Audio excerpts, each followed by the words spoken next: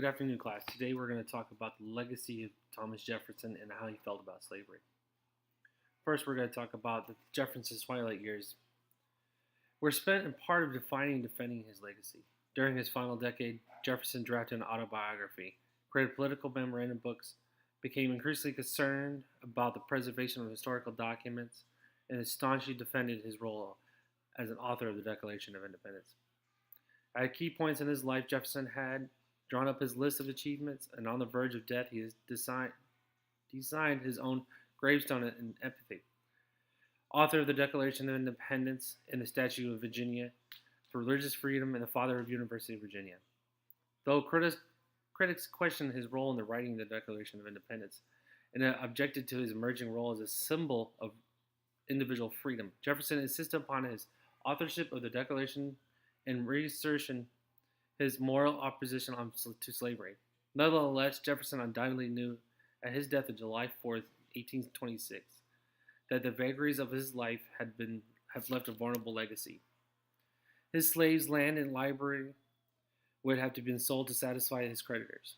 Fear his reputation and public legacy led him to beg his closest friend, James Madison, to take care of me when I'm dead.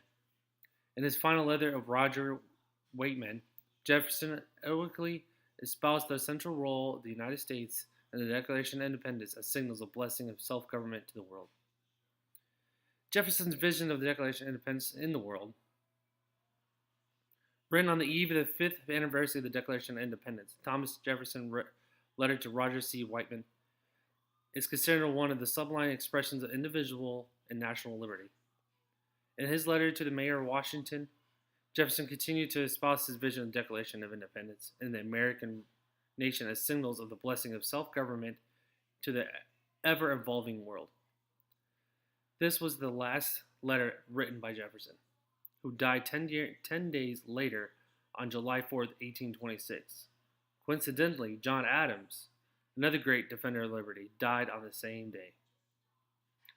Jefferson believed in the necessary abolition was intertwined with his racial beliefs. He thought, though, that the white Americans and enslaved blacks constituted two separate nations, who could have not lived together peacefully in the same country. Jefferson believed that the blacks were racially inferior and as incapable as children, coupled with slaves, pursued resentment of their former owners, made their removal of the United States an integral part of Jefferson's emancipation scheme.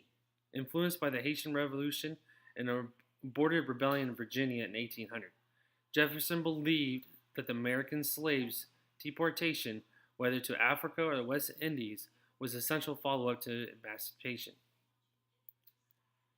Jefferson wrote that maintaining slavery was like holding a wolf by the ear and can neither be democratic experience or be destroyed by the slavery.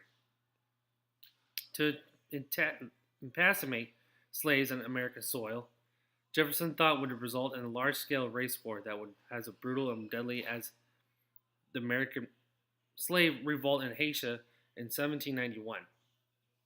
But also he believed that to keep slaves in bondage would be part of American favor of abomination and part of American in favor of the perpetuating slavery could only result in a civil war that would destroy the Union. Jefferson's later predictions was correct. In 1861, the contest over slavery sparked a bloody civil war and the creation of two nations, the Union and the Confederacy, and one in the place of one. Virginia. This is basically where his families and connections are. Even his slaves as well. In his will, Jefferson freed 5 slaves, all members of the extended Hemming family. John Hemmings, Joe Fawcett, Burwell, Madison, and Eston. The latter two, sons of Sally Hemings, were to be given their freedom when they became 21, because Virginia law required a free slave to leave the state within 1 year. Jefferson asked the Virginia Assembly to grant the free slaves permission to remain in the state, where their families and connections are.